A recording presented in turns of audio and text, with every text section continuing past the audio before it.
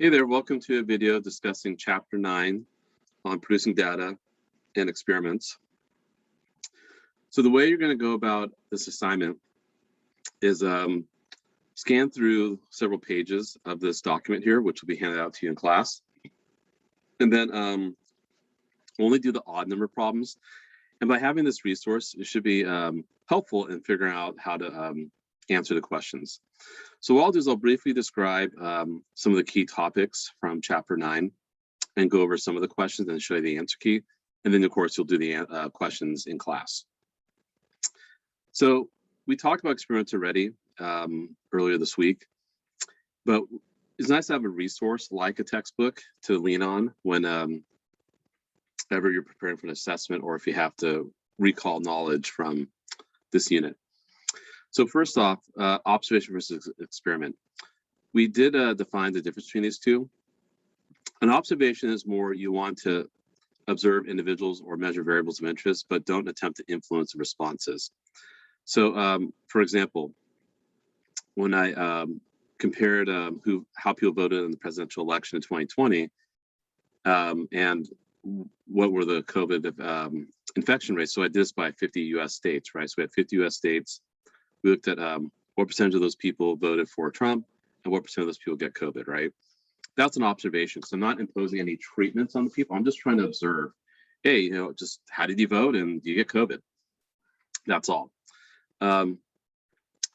Whereas an experiment would be more if you're trying to impose some sort of treatment and if it actually can do something, like, for example, if you get the vaccine and of course, do you get COVID or not?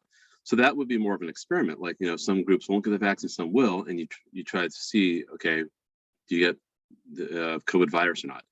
So, or in this case here, experiments can ask, like, does aspirin reduce the chance of a heart attack? So experiment, again, is trying to impose some treatment on individuals and observe their responses.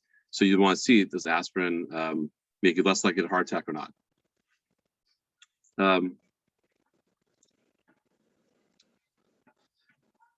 And you'll see there's some examples that are explained and worked out. You can see there's some other things that are going on here as well.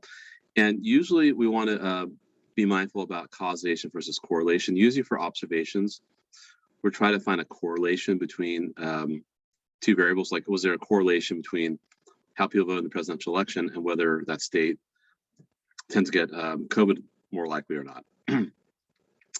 Whereas experiment, you're actually trying to find causation. Like, if I take aspirin, will that cause, me to get, or not taking aspirin, will that cause me to get a heart attack more often?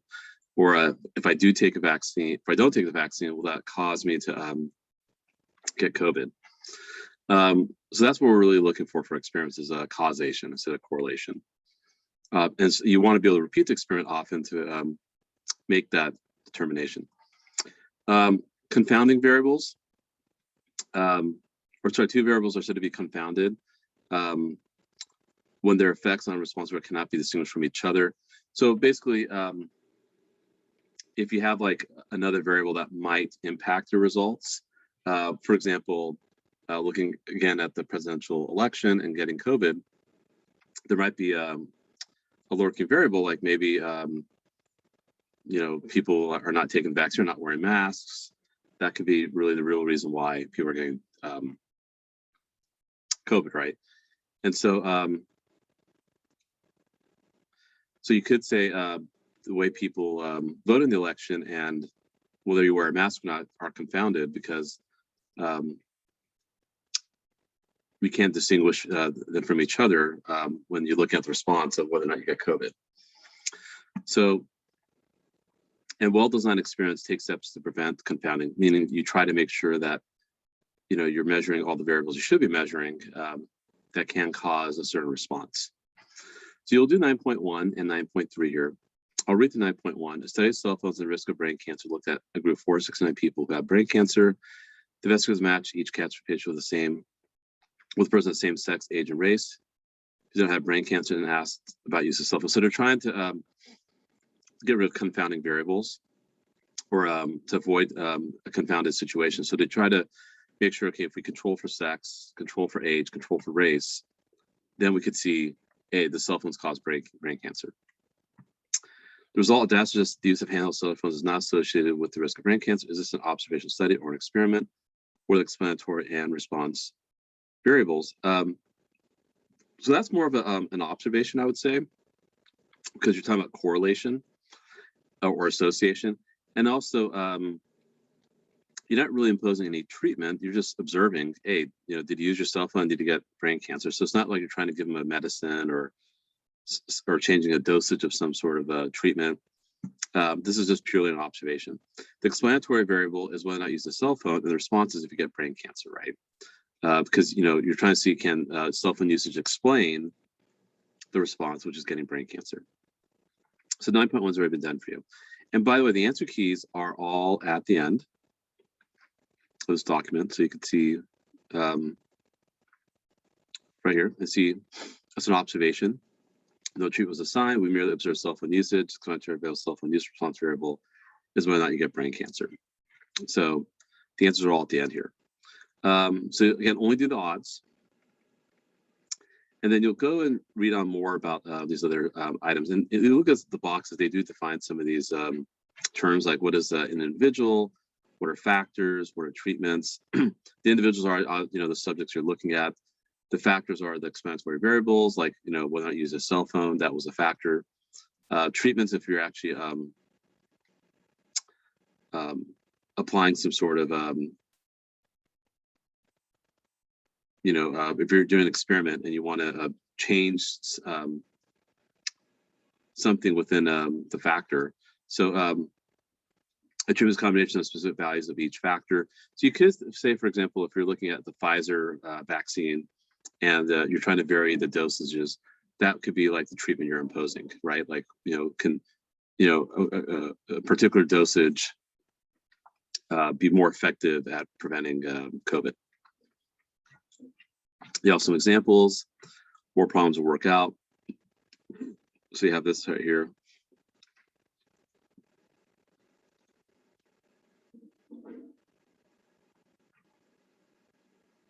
And 9.5, you don't actually have to go plant pine seedlings. Don't worry about that. You can make a comment about 9.5, but you're not going to actually do that. Then we talk about how to experiment badly. Things are not controlled. So there's kind of an anecdotal situation here about studying for the GMAT, which is the entrance exam for business school. More questions will work out over here. Then we talk about randomized comparative experiments. So experiment uses both comparison of 2 or more treatments and random assignment of subject to treatments called randomized comparative experiment. So you do want to randomize. For example, say you have 50 students, you could randomly assign 25 to one group, 25 to another group, and then give them the treatment and then see how they do. And apparently this is dealing with the GMAT, like whether they do an online course or a classroom course. So you're trying to see if there's so you want to randomize it. And I guess how this could be done badly is if you didn't randomize it, because what if one group just happened to be much stronger students, right? That could be, obviously skew your results. So you really want to randomize it. And then there's more examples discussed here. Another kind of random assignment for a different type of experiment. And they have some problems to work out. Talks about the logic. Again, you want to randomly assign them. Then you compare all the treatments, see how that all worked out. And then it says here, the difference in average response must be due either to the treatments or the play of chance and random assignment is subject to the treatments. In the rules, you want to control lurking variables, randomize, and use enough subjects so you can reduce the chance, reduce any chance variation in the results. We do see that you have statistical significance. If the observed effect is so large that it would rarely occur by chance, then you can say that this thing does cause the other thing. So we, like, for example, if you're studying for the GMAT and maybe doing it in a classroom is better, then if you find that statistically significant, that means that it wasn't by chance, like that you actually do see a noticeable impact. Some more examples will work out, some problems. Double-blind experience, we haven't talked about that, but double-blind just means that if you're an experimenter and you don't know what treatment you're giving the person, and you're the patient, you don't know what treatment you're getting, Sometimes that's better because then it could avoid some bias. And the placebo effect is like if you're like if you're given a pill, but the pill is like just sugar, it doesn't do anything. That's called a placebo. So sometimes, so to avoid like psychologically thinking that you got a drug, so that's sometimes that's done as well. Some more examples and more problems to work out. Match pairs.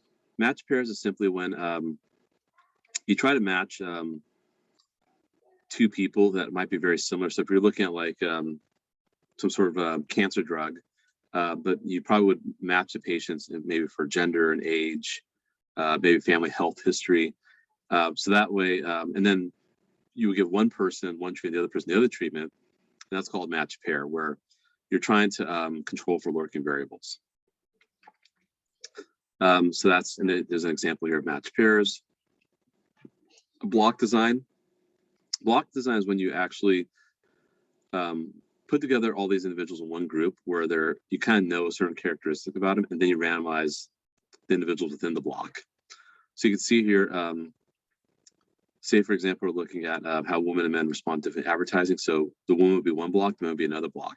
Then within each block, then you randomize, and you give the same treatments to each group or each block, and you're kind of hoping to see that if there's a different reaction among the different groups for whatever ad they saw. So this is just carefully designed experiments. That's what's happening there. And then the 9.17 you'll do. Then here's a summary of everything that's discussed in chapter 9. And then of course, there's some multiple choice problems, and you'll stop at 9.27. So, and again, the answers are right here, all the odds. So just do the odds.